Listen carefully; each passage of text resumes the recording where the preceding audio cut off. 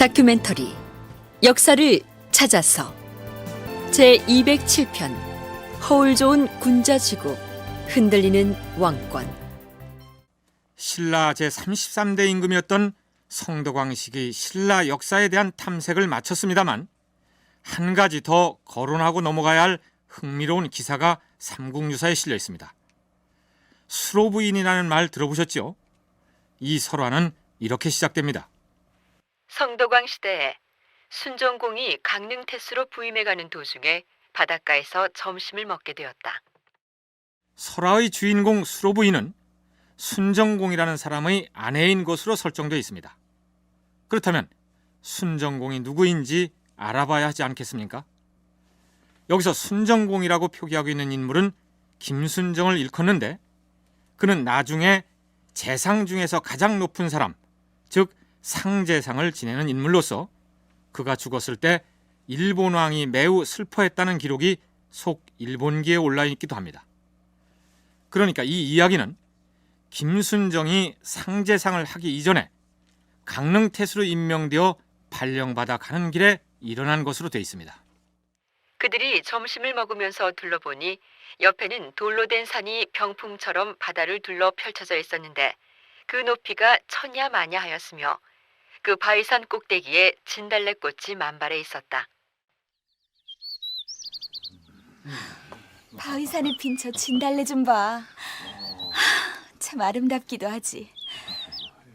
이보게들, 누가 나를 위해 저 꽃을 꺾어다 줄 사람이 없을까? 아이고, 저기까지 가서요? 어림도 없습니다. 알지 될 때도 없는 저벽을 무슨 재주로? 시중꾼들은 한결같이 그곳에 갈 수 없다며 회피하였다. 그때 웬 노인이 새끼배 남소를 몰고 지나가게 되었는데 무엇 때문에 이리 소란을 떠시오? 노인장이 참견할 일이 아니니 가던 길이나 지나가시오. 네, 얼핏 들으니 부인께서 저 바위산 꼭대기에 핀 진달래꽃을 꺾어다 줄 사람을 찾지 않았소? 그렇습니다. 하지만 워낙 절벽이 높고 험해서. 내가 꺾어다 드리겠소.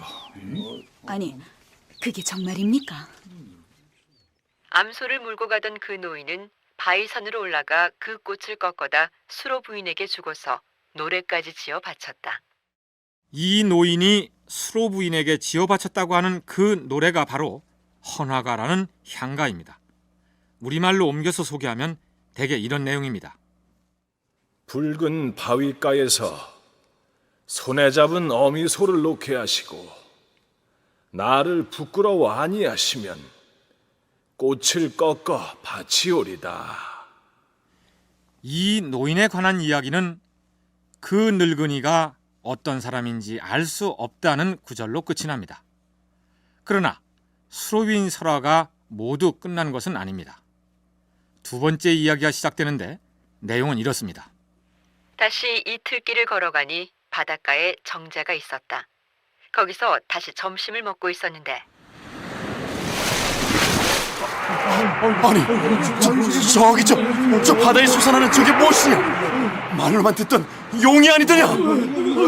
그런데 용은 순식간에 수로 부인을 낚아챈다. 안돼! 부인!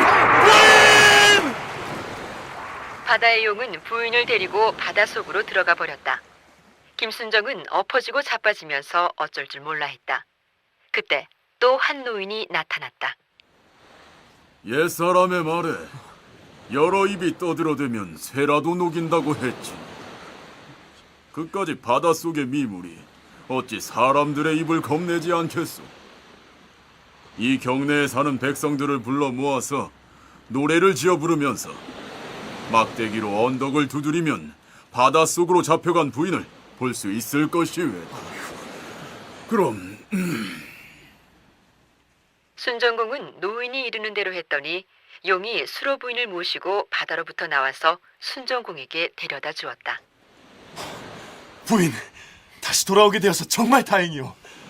헌데 이 바닷속에 들어가서 무엇을 보았소? 칠보로 꾸민 궁전에다 먹는 음식들이 달고 연하고 향기롭고 깨끗하여 인간 세상의 음식이 아니었습니다. 그래요? 부인이 입은 옷에서는 이상한 향기가 풍겼는데 이 세상에서는 맡아볼 수 없는 향내음이었다. 수로 부인은 자색이 절세 미인이었으므로 깊은 산이나 큰 물을 지날 때마다 여러 번 귀신이나 영물에게 붙들려 갔다. 삼국유사에서는 김순정이 바닷속으로 잡혀 들어간 부인을 구하기 위해서 인근 주민들을 동원해서 부른 노래를 소개하고 있습니다. 이 노래는 바다의 자를 써서 해가라고 되어 있는데 이런 내용입니다. 거부가 거부가 수로 부인 내놓아라. 남의 아내 훔쳐간 죄 얼마나 크랴. 만일 거역하고 내놓지 않으면 그 물로 너를 잡아 구워 먹겠다. 이상이 수로 부인 설화의 내용입니다. 역사학자들뿐만 아니라 국문학자들까지도 이 설화의 내용을 나름대로 분석해서 다양한 의견들을 내놓고 있습니다. 또한 헌화가를 탄생시킨 이야기의 공간적 배경이 돌로 된 높은 산이 병풍처럼 둘러있는 곳이라고 표현되어 있는데 울진 주민들과 삼척 주민들은 서로 자기 고장이라고 주장하기도 합니다. 경북대 주부돈 교수의 얘기를 들어볼까요? 울진 사람들은 울진이다고 생각을 하고 주로 삼척 사는 삼척 쪽이다 생각하는데 아마 여기에 뭔가 변고가 있었다라고 하는 것은 지방관하고의 지역 주민들하고의 어떤 그 관계, 어떤 불만 이런 것이 표출이고 노인이 나타나서 이제 그 꽃도 따주고 구해줬다라고 하는 것은 노인이라고 하는 것은 그 상징이 굉장히 지혜롭고 뭔가 우두머리를 뜻하는 거니까 그런 문제를 좀 순정공 또 중앙정부로 대응하고 있으니까 그런 면에서 뭔가를 이렇게 해결해주는 해결사의 노릇을 하는 것이 아닌가 생각이 돼요. 강릉 태수로 부임하는 김순정 일행의 행로를 중간에서 차단하는 것은 중앙 세력을 상징하는 김순정에게 지방 세력들이 여러 가지 요구를 하는 것이고 노인이 꽃을 꺾어다 준다는 것은 중앙과 지방이 잘 타협해서 해결점을 찾는 것을 상징한다. 대체로 이런 견해입니다. 그런데 경주대 전덕재 교수는 물을 다스리는 용왕이 등장하는 것으로 보아서 기후제에 관련된 이야기가 아닐까 이렇게 추정합니다. 그러니까 수로 부인과 나이 많은 노옹은 제사를 책임지는 무당과 같은 존재다. 이런 분석이죠. 그 성덕왕대 전반기에 그 기근이라든가 뭐 가뭄이라든가 이런 것들이 굉장히 많이 일어났다 그랬죠. 그랬을 때 이 가뭄이 특히 그 문제가 됐는데 그래서 결국은 이 가뭄을 관장하는 사람은 뭐 하늘에 천신도 있지만은 이 수신이 밀접하게 연관이 되잖아요. 그렇죠? 그 수신을 대표하는 게 바로 용왕이고 그래서 이 동해안 지방에 가뭄이 심하게 되자 이 하소주 도독으로 하여금 이 기후제를 일종의 이제 지내게 했는데 바로 이 수로 부인이라고 하는 것은 이런 그 기후제를 담당하는 일종의 이제 국가에서 공인받은 뭐 무당 뭐 이런 정도 그러니까 제의를 책임지는 제사장적인 성격이 이제 강한 그런 것이고 그런데 수로 부인 설화의 끝부분에 소개한 거북이를 등장시킨 노래 해가의 경우 어디서 많이 들어본 내용이 아닙니까? 우리가 가야사를 탐색할 때 삼국유사에 실린 가락국기를 소개한 적이 있는데 경상남도 김해지방 세력을 대표하는 9명의 간들이 자신들을 다스릴 임금을 내려달라고 하늘에 요청할 때 부르던 노래가 있었죠. 거부가 거부가 머리를 내어라. 내놓지 않으면 구워 먹으리. 이런 내용이었습니다. 수로 부인 설화의 해가 역시 거북이에게 수로 부인을 내놓으라고 협박하고 있다는 점만 다를 뿐 그 형식은 같습니다. 그러니까 거북이를 등장시키는 이런 종류의 노래가 바다를 끼고 사는 지역에 널리 유포되어 있었을 것이다. 이런 추측을 가능하게 합니다.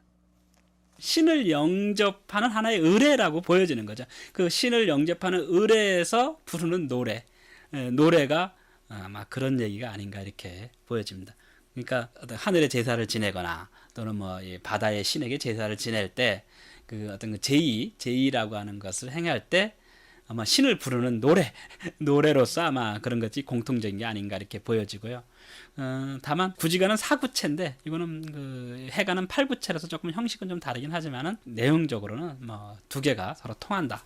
라고 보는 것이 일반적인 관점인 것 같습니다. 구지가와 같은 것이 현재는 김해 지역에서만 있는 걸로 되어 있지만은 이걸로 볼 때는 상당히 널리 유포되어 있는, 이쪽에만 한정된 게 아니고 지역의 바다와 관련해서 유포되어 있는 것이 하나는 수로왕의 이제 구지가로서 그 표현이 됐던 거고, 다른 하나는 아마 이쪽 지역에도 그런 노래들이 바다를 통한 그 문화의 교류라고 하는 건 오래도록 내륙과 바다와 보다도 훨씬 더 오래 전부터 있었으니까, 저는 이런 형태의 그 노래들이라고 하는 것이 바다를 매개로 많이 있어가지고, 한 국문학자의 경우 헌화가라는 향가를 해석할 때 이러저러한 역사적 의미를 부여할 게 아니라 미색이 빼어난 수로 부인과 그 지역의 한 노인 사이에 있었던 로맨스 그 자체로 보아야 한다고 얘기하기도 합니다. 자, 그러면 지금부터는 신라의 제34대 임금 효성왕 치세의 신라 역사를 살펴보도록 하겠습니다. 왕의 이름은 승경이니 성덕왕의 둘째 아들이고 어머니는 소덕왕후이다. 효성왕은 전왕인 성덕왕의 친아들이었기 때문에 왕위를 계승하는 데 있어서 별다른 문제는 없었던 것으로 보입니다. 과인이 성덕대왕의 뒤를 이어 이 나라 군주의 자리에 올랐으니 백성들에게도 기쁜 소식을 전해야겠소. 옥에 갇힌 죄수들을 조사하여 중죄를 지은 자를 제외하고는 모두 가족의 품으로 돌려보내도록 하시오. 대왕마마. 과인과 더불어 나라를 이끌어갈 사람들에게 중책을 맡기기로 하였는데 이찬 정종을 상대 등에 임명할 것이며 아찬 의충은 중시를 맡아 과인을 보필하게 할 것이니 경들도 적극 협조해 주기를 바라겠소. 대왕마마. 대왕마마, 한 가지 시정해야 할 것이 있사옵니다. 시정해야 할 것이 있다 했소. 그것이 무엇이오? 우리 신라 조정의 관직 중에는 사정승과 좌우 의방부 승이 있는데, 이 관직의 명칭에서 마지막 글자 승은 다른 글자로 바꿔야 할 것이옵니다. 승자를 떼어낸다 하면 어떤 글자로 바꿨으면 좋겠소? 돌 좌자로 바꾸면 될 듯하옵니다. 알겠소. 그리하도록 하시오. 우선 효성왕이 즉위하자마자 새로운 인물을 상대등과 중시로 임명했는데 이들 관직이 어떤 관직인지 경북대 이문기 교수의 설명을 들어볼까요? 상대등은 신라의 그 전통적인 그 수상격의 최고 관직이었고 귀족 회의의 의장이라고 생각이 됩니다. 대신에 귀족 세력을 대변하는 경우가 많았기 때문에 왕권이 강화되면 자연히 견제 대상이 되고, 중시라고 하는 것은 집사부의 장관으로서 대체로 행정적인 최고 관직이었습니다마는 왕권이 강화되면서 국왕과 긴밀한 관계를 맺고 왕권의 방파제 역할을 하는 그런 관직입니다. 따라서 상대등과 중시의 임명은 새로운 정권의 출범을 알려주는 의미를 가진 것이고, 쉽게 설명하자면 상대등은 오늘날의 국무총리격이며 중시는 지금의 대통령 비서실장과 비교할 만합니다. 새로운 임금이 즉위했으니 이들 자리에 새 인물을 기용한 것은 자연스럽다 할 수 있겠죠.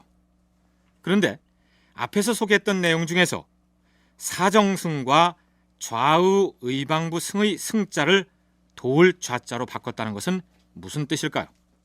좌우 의방부 좌라는 관직 명칭을 바꿨다라고 하는 것인데, 이 승은 한자가 동일한 것은 아닙니다만 효성왕의 이름이 승경입니다. 이을 승자.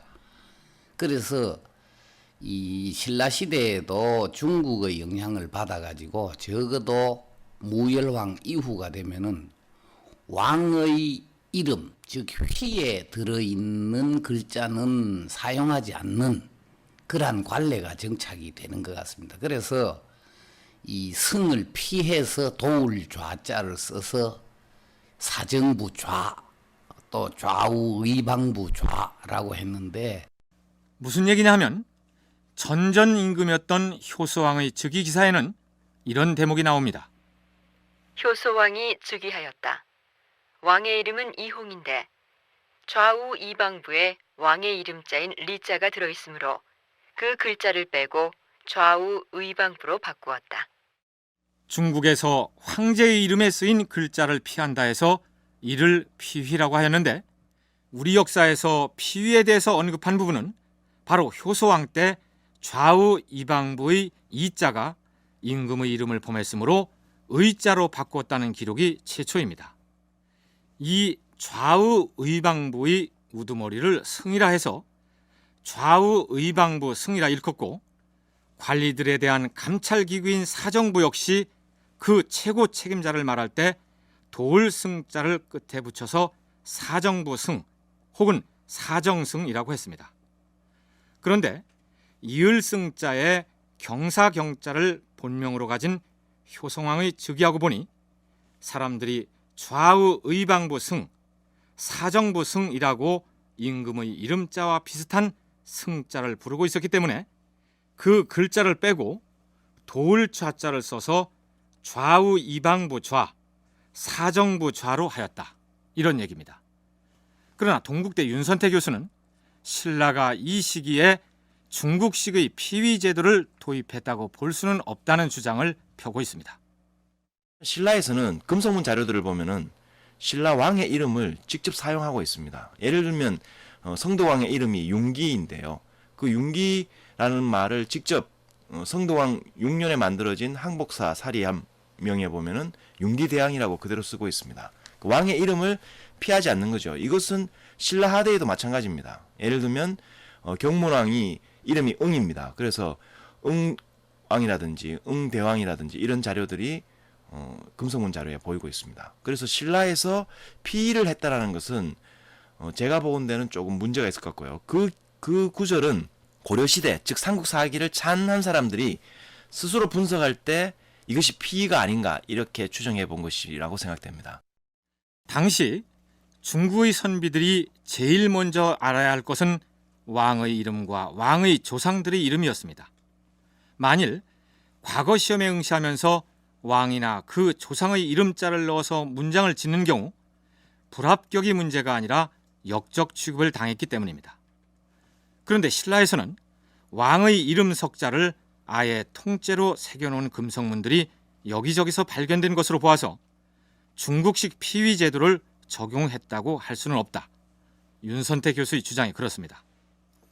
그러니까 가령 사정부의 책임자를 승에서 좌로 바꾼 것은 조직이나 기구를 개편하는 등 어떤 변화 과정을 겪으면서 명칭도 달라졌을 것이라는 얘기죠.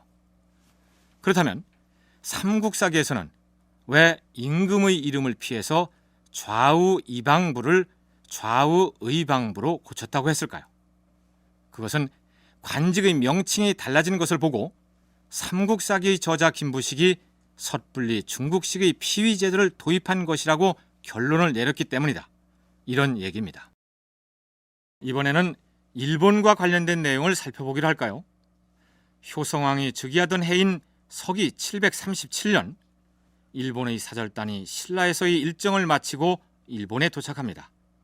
그 일본 사신이 자기 나라 왕에게 고해 바치는 내용은 이렇습니다. 천황 폐하, 신라에 갔다가 억울한 일을 당했사옵니다. 뭐라? 무슨 일을 당했다는 말이드냐? 신라국이 상례를 잃고 사신으로 간 소인의 뜻을 받아들이지 않았사옵니다. 신라가 상례를 받아들이지 않았다? 대체 어찌하였다는 말이냐?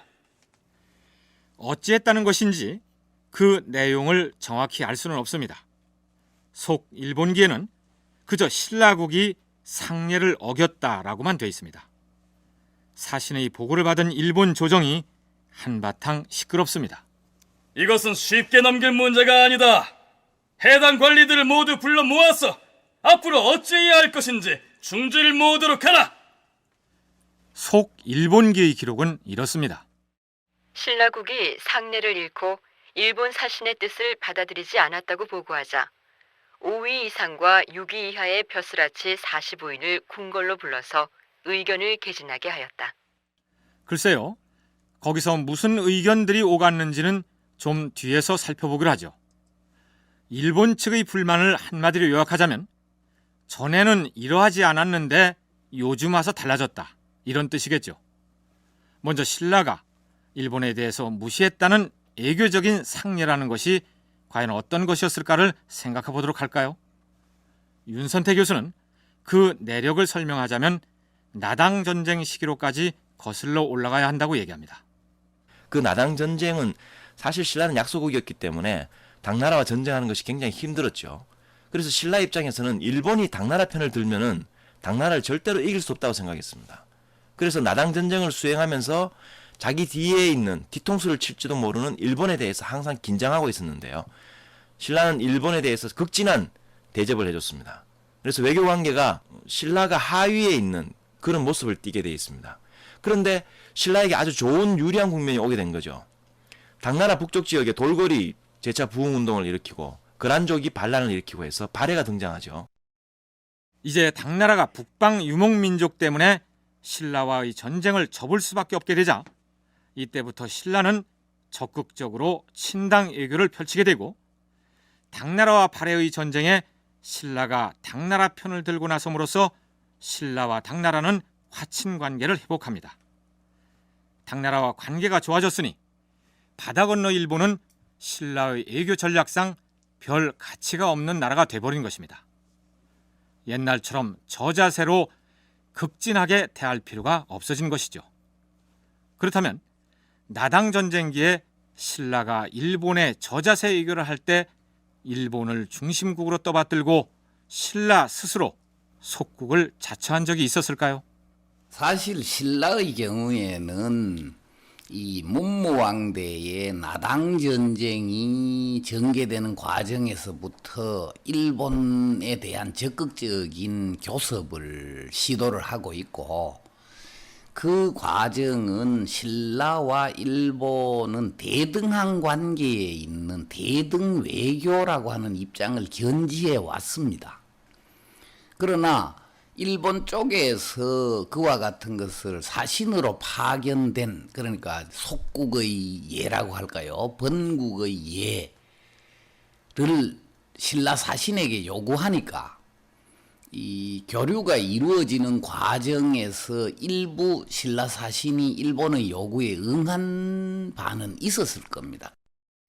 사신 교류가 빈번하다 보니 그중 어떤 사신들은 일본의 요구에 응해서 속국의 이에 비슷한 저자세를 보이기도 했을 것이다, 이런 얘기입니다.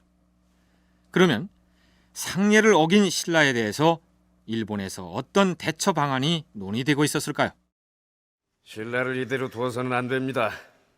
예전엔 신라에서 사신이 오거나 우리 일본 사신이 신라에 가거나 신라는 한결같이 번국의 예를 잃지 않았습니다.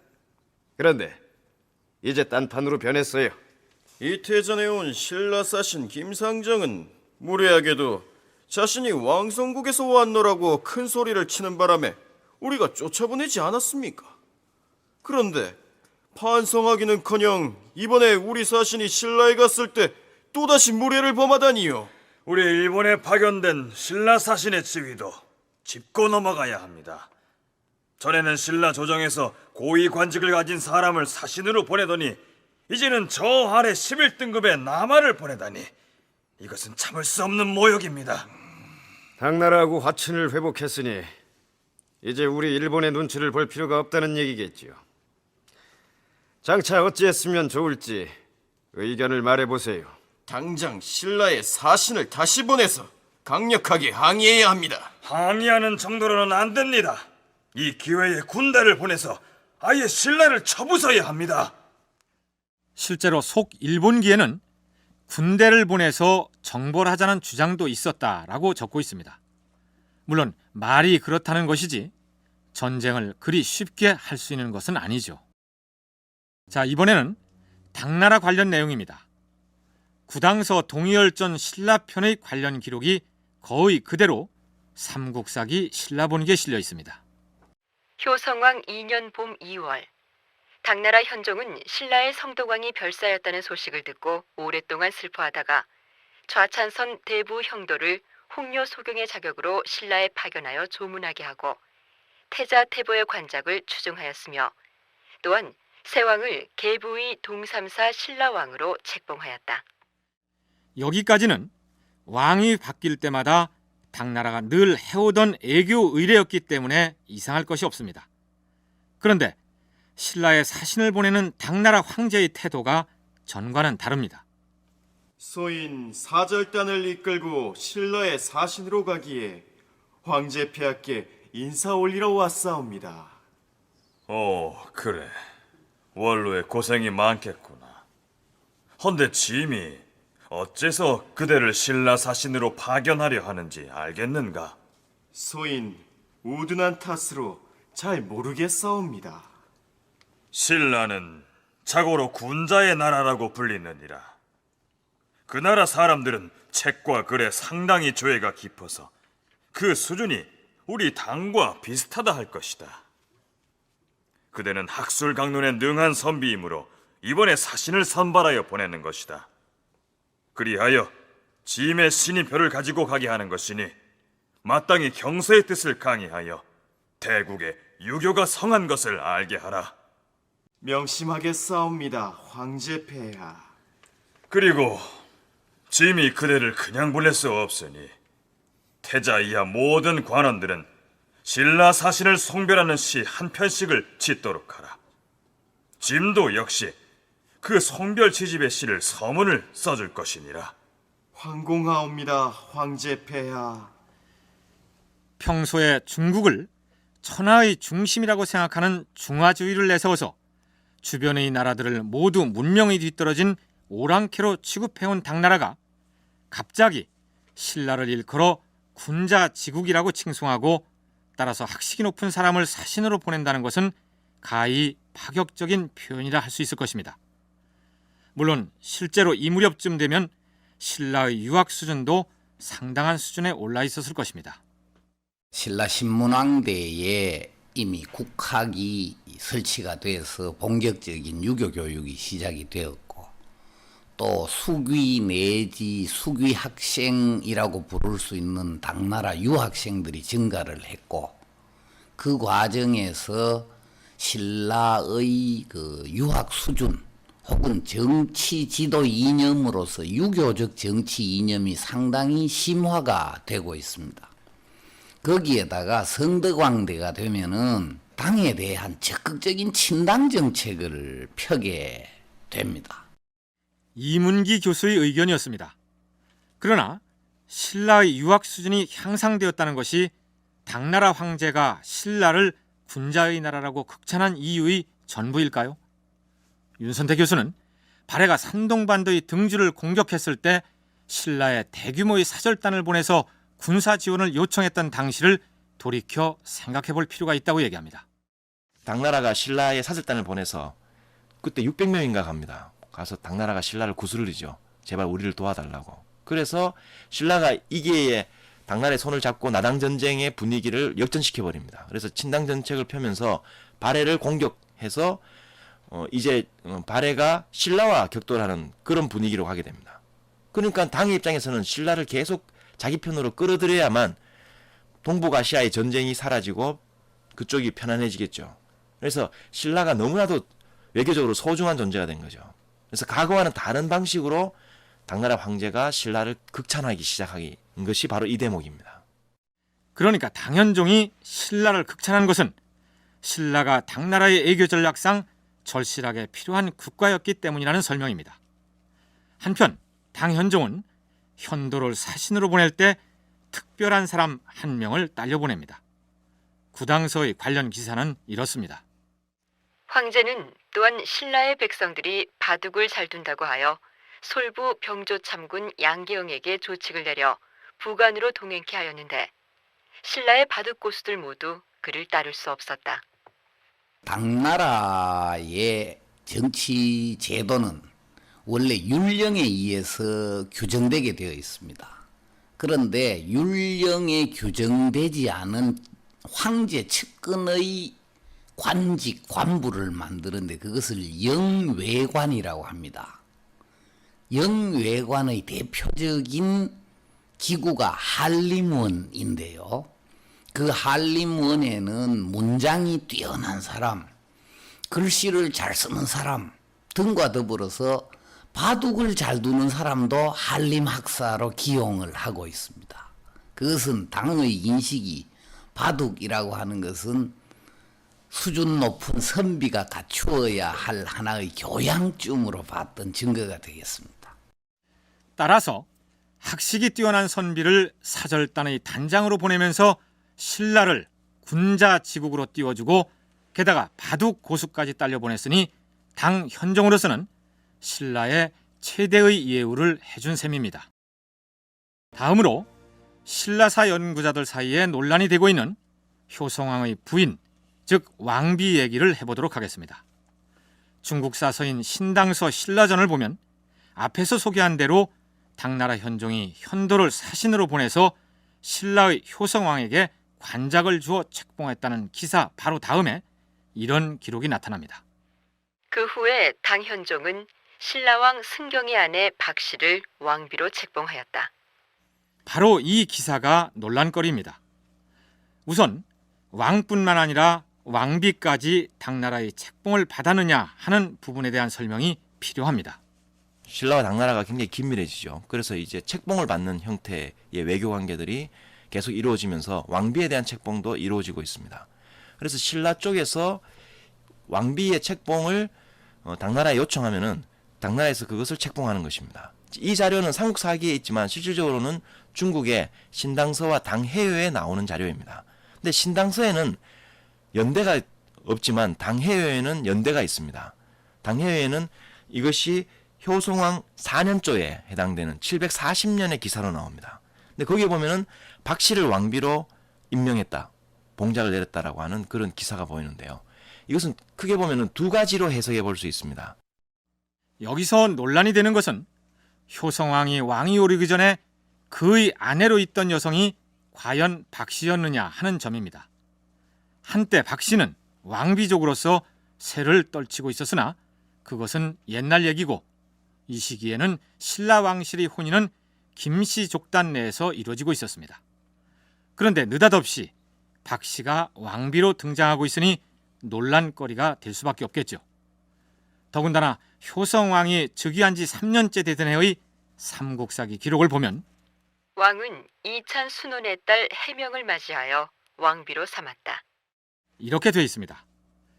그러니까 효성왕이 즉위할 때 박씨 왕비가 이미 있었고 즉위 3년째에 김순원의 딸을 다시 왕비로 맞았다는 얘기입니다. 어쨌든 효성왕은 김순원의 딸을 왕비로 삼기에 앞서서 박씨 집안의 여성과 결혼을 했을까요?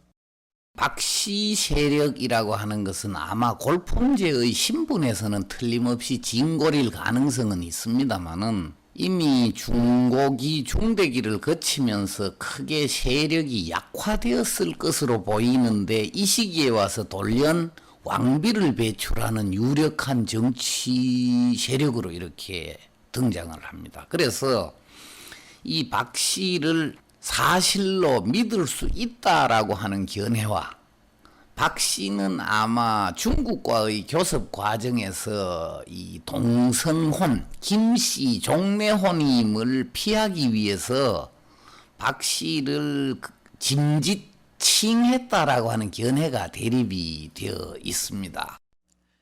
가능성 중의 하나로 점쳐지는 경우는 실제로 효소왕의 왕비는 처음부터 박씨가 아닌 김씨였는데 당나라에 책봉을 해달라고 요청하는 과정에서 일부러 박씨로 바꾸었다는 얘기입니다. 그러니까 이번에 우리 신라 사신이 당나라에 가서 대왕 마마에 이어서 왕비 마마도 당나라 황제로부터 책봉을 받아오자 이런 말씀입니까? 예, 그렇습니다. 왕비 마마도 책봉을 받는다면 우리 신라와 당나라의 관계가 더욱 돈독해지지 않겠습니까? 그런데 문제가 있습니다. 문제라니요? 무슨 문제가 있다는 것이요? 당나라는 유교의 가르침을 철저하게 신봉하는 나라입니다. 에이, 그거야 우리 신라도 유학을 받아들여서 국학에서 강론도 하고 또 우리 조정에서도 그 경전을 받들고 있지 않습니까? 모든 것을 당나라처럼 하고 있진 않습니다. 김씨성을 가진 임금이 같은 김씨 집안에서 왕비를 맞이한다는 것을 당나라가 안다면 우린 웃음거리가 될 것입니다. 그런 문제가 있었군요. 더군다나 당나라 황제가 우리 신라를 군자지국이라 칭송했는데 임금과 왕비가 같은 김씨 집안 사람이라고 해서는 이 아니 될 일이지요. 그럼 당나라 황제에게 왕비 마마의 성이 김씨가 아니라고 고하면 되지 않겠소? 아니, 왕비 마마가 김씨라는 것을 감춘다. 뭐라고 말입니까? 뭐 박씨라고 해도 좋고.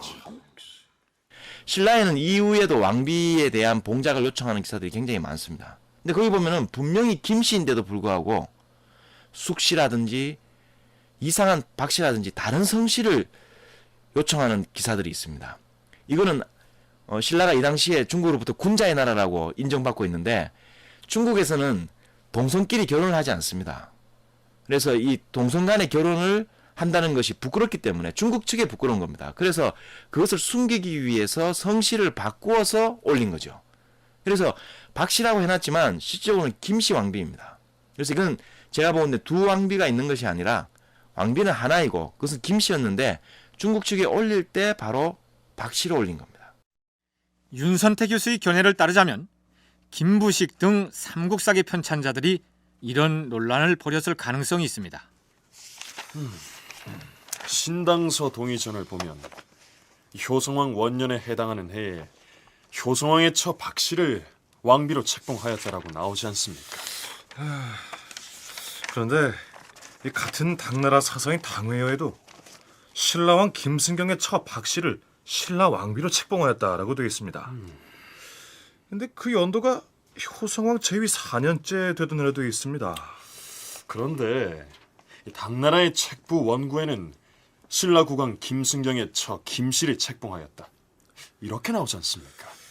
우리 생각으로는 애당초부터 김순원의 딸이 왕비였던 것 같은데 박씨가 등장하는 바람에 그러면 효성왕의 비는 애당초 박씨였다고 기록하고 당회의 기록을 반영해서 제위 3년 3월에 김순원의 딸과 다시 결혼하는 것으로 정리합시다. 이렇게 됐다는 얘기입니다. 그러나 윤선태 교수의 견해가 애당초 박씨 왕비는 없었고 왕비는 김순원의 딸 한 사람이었는데 중국의 동성 간의 종례혼을 감추려고 하다 보니 혼선이 있었다. 이런 주장인데 반해서 이문기 교수는 효성왕이 박씨 여성과 결혼했다는 사실을 기록 그대로 믿어야 한다고 주장합니다.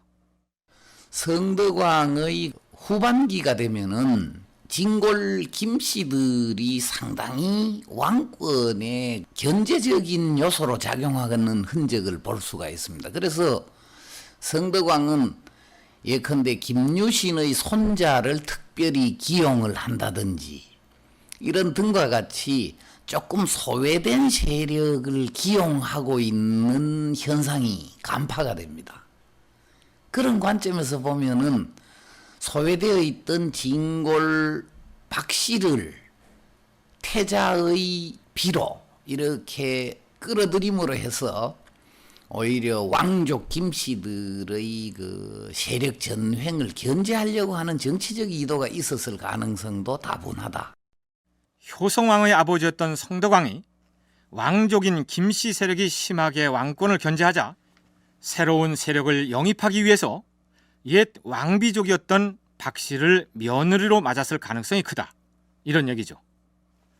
지금 우리가 효성왕의 왕비가 김씨였느냐 박씨였느냐를 가지고 논란을 하는 이유는 흔히 신라 중대기로 불리는 이 시기에 왕비족, 즉 애척 세력과의 갈등으로 인해 왕권이 흔들리는 경우가 자주 나타나기 때문입니다. 앞에서 잠깐 소개해드렸듯이 효성왕은 재위 3년째 되던 해의 3월에 이찬 김순원의 딸을 왕비로 맞아들입니다. 효성왕이 다른 사람이 아닌 김순원이라는 사람의 딸을 왕비로 맞아들인 배경이 무엇일까요?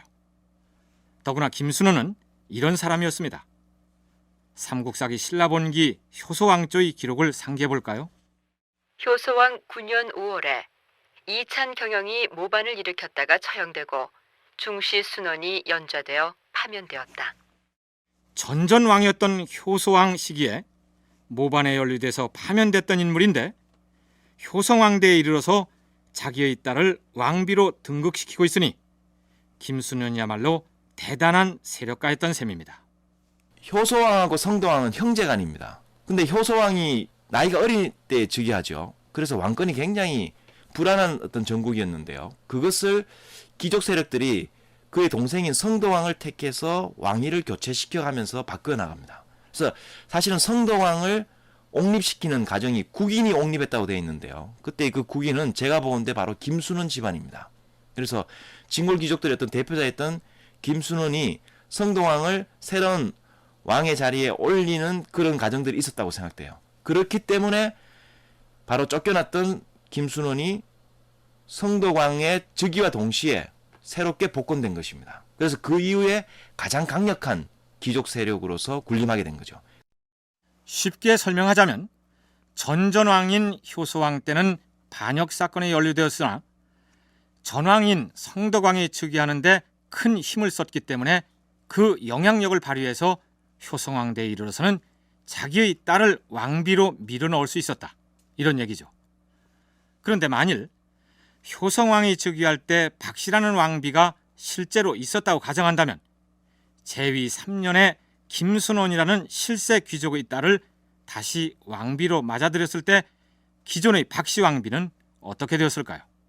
박씨 왕비의 행방에 대한 기록은 없고 효성왕이 즉위하고 3년째 되던 해에 당시 성덕왕대 이래의 외척 세력으로 유력자였던 이찬 순원의 딸을 다시 왕비로 맞아들이고 있는데요. 이 박씨 왕비의 행방은 기록에 없습니다. 사망일 가능성도 있고 폐비당했을 가능성도 있는데요.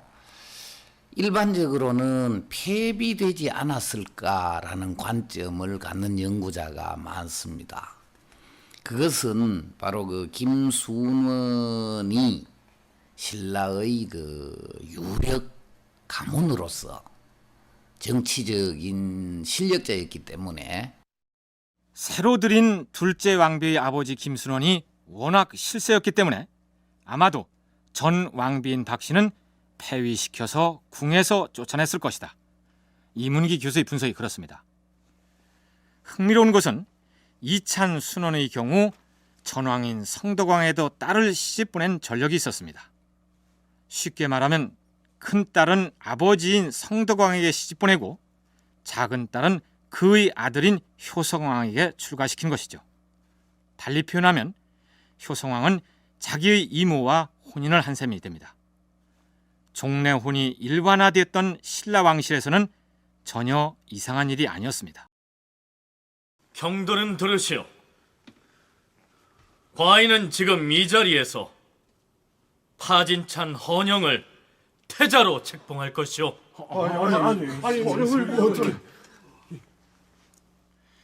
효성왕 3년 3월 왕은 태자 책봉을 발표합니다.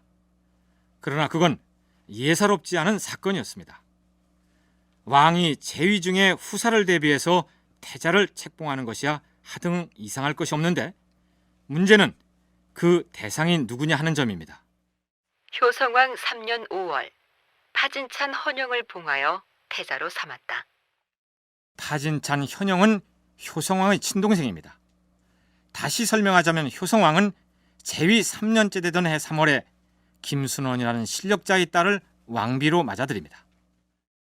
그랬으면 새로 맞아들인 왕비와의 사이에서 아들을 생산해서 후계자로 삼고 싶은 것이 인지상정 아니겠습니까? 그런데 결혼한 지 2달 만에 자기 동생을 태자로 책봉함으로써 왕위를 동생에게 물려주겠다고 선언해버린 것입니다. 어떻게 된 일일까요? 일반적으로 신라의 중대 왕권을 전제 왕권이라고 표현하는 연구자들이 있습니다. 그래서 중대 왕권을 굉장히 강하게 보지만 제가 볼 때는 그렇게 보지 않습니다. 이 재밌는 것이 효소왕과 성덕왕의 등장 과정이고요. 둘 다 형제간이었죠. 그 다음에 재밌는 것이 다시 효성왕과 경덕왕의 등장 과정입니다. 이 사람도 둘 다 형제간입니다. 그런데 효성왕은 나이가 어려서 문제가 있다고 하지만 효성왕은 사실은 나이가 어느 정도 된 나이입니다. 그리고 새롭게 왕비가 금방 들어왔는데도 불구하고 곧바로 그 다음 해에 자기 동생을 태자로 임명합니다. 이것은 결국 신라의 왕권의 어떤 계승 과정들이 진골 귀족들의 어떤 보이지 않는 손에 의해서 작동하고 있었을 가능성들을 저는 생각해 봐야 된다고 생각됩니다. 효성왕이 자기 동생을 나중에 왕위를 이을 후계자로 삼았던 것은 효성왕 자신의 의지가 아니었고 진골 귀족들과의 권력 싸움에서 효성왕이 밀렸기 때문일 것이다. 윤선태 교수의 분석이 그렇습니다. 그런데 이문기 교수의 견해는 다릅니다. 들어볼까요? 자의에 의해서 왕비를 교체했다고 하면은 새로 교체한 왕비에게서 후계자를 얻기를 바라는 것은 일반적인 인간의 그 희망사항일 텐데 그게 아니고 새로 왕비를 맡고는 2개월 뒤에 동생을 태자로 책봉을 한다. 이것은 새로운 왕비가 국왕의 의지와는 무관하게 책봉이 됐다라고 하는 것을 보여주고 그러한 관점에서 보자면은 친동생을 태자로 책봉한 것은 이 왕실 외척인 김순원 세력을 견제하면서 좀 더 순조로운 왕위 계승을 희망했던 효성왕의 바램의 결과가 아닐까. 무슨 뜻인지 이해가 가십니까? 이미 효성왕은 측근들과 이런 논의를 했을 가능성이 있습니다. 아마 효성왕은 왕위에 오른 지 6년 만에 세상을 떠난 것을 보면 심신이 모두 허약한 게 아니었을까, 이런 추측을 해볼 수 있습니다. 대왕마마, 무슨 일로 신들을 궐에 들어오라 하시었사옵니까? 내 사후에 왕위를 누구한테 승계할 것인지 그걸 의논하기 위해서 불렀소. 대왕마마, 어인 말씀이시옵니까? 이번에 왕비마마를 새로 들이셨으니 곧 왕자마마를 생산할 것이고 왕위 계승 문제는 그 연후에 생각하심이. 새로 맞이한 왕비가 김순원 공의 딸인데 그 사이에서 출산한 왕자에게 왕위를 물려준다면 우리 신라의 왕권은 진골 귀족의 세도가인 김순원 손아귀에서 벗어나지 못할 게 아니겠소. 하오나 그것이 정도가 아니겠사옵니까? 아니요. 왕비와의 사이에 왕자가 생산될지 아닐진 모르겠으나 나는 지금 당장 태자 책봉을 단행할 것이오. 대왕마마, 태자를 책봉하시다니요? 지금 대왕마마께서는 왕자가 한 사람도 없지 않사옵니까? 왕자에게만 태자 책봉을 하라는 법은 없소. 아니 그러면 누구를? 내 친동생 헌영을 일찌감치 태자로 봉해서 내가 죽은 뒤에 왕위를 물려받게 하겠소. 대왕마마. 그러니까 진골 귀족들이 힘에 밀려서 효성왕이 동생을 후계자로 결정한 게 아니라 반대로 진골 귀족들이 전행을 단절하기 위해서 일부러 동생을 태자로 책봉하였다. 이런 분석입니다. 그럴듯하지 않습니까? 효성왕 3년 9월 여우가 월성궁에서 울었는데 그 여우를 개가 물어 죽였다.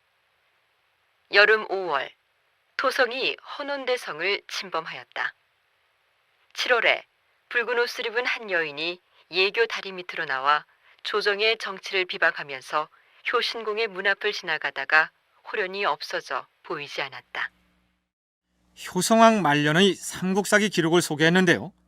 등장하는 기사의 내용들이 좀 불길해 보이지 않습니까? 아닌 게 아니라 반란 기사가 뒤따릅니다. 파진찬 영종이 모반하다가 복주되었다. 이보다 먼저 영종의 딸이 후궁으로 들어와서 왕의 극진한 총애를 받았는데 그 은총이 날로 심해지자 왕비는 이를 질투하여 드디어 자기 친척과 함께 그녀를 죽이려고 모의하였다. 이리하여 영종은 왕비와 그의 친척 무리들에게 원한을 갖게 되어 반역을 한 것이다. 그러니까 이 당시의 왕비는 김순원의 딸이었는데 아마 효성왕과의 사이에서 자식이 없었던 것으로 보입니다. 그래서 영종의 딸을 후궁으로 들였는데 효성왕이 그 후궁에게 사랑을 쏟자 왕비가 자신의 종당들과 모의하여 후궁을 죽이려고 하였는데 후궁의 아버지 영종이 이를 알고 무리를 모아서 일어섰다가 참살된 것이다. 이런 얘기입니다. 이 여자를 죽였는데도 불구하고 왕비 종당의 힘 때문에 어떻게 함부로 할 수가 없었던 겁니다. 그래서 이 왕비 종당이라고 표현되는 것은 왕비를 둘러싸고 있는 김순원 집안의 힘을 보여주는 것이고 거기에는 김순원뿐만 아니라 김순원과 친인척으로 연결된 진골 귀족들의 어떤 세력을 보여주는 거죠. 그 세력이 사실은 효성왕의 왕권을 능가하고 있었다라고 그렇게 볼 수 있는 사건입니다. 예, 효성왕의 동생인 경동왕에게 왕위가 넘어간다는 말은 아직 효성왕이 건재하고 있고 또 금방 결혼했음에도 불구하고 그런 왕위 계승권의 결정에 효성왕의 입김보다는 다른 주변, 즉 왕비 종당이라고 하는 김순원 집안이 작동하고 있는 게 아닐까. 그러니까 이 사건은 왕에 대한 반역 사건이 아니라 김순원의 딸이기도 한 왕비와 그 일당에 저항하기 위해서 후궁의 아버지 영종이 거사를 일으켰다가 실패하여 참살된 사건이었던 것입니다.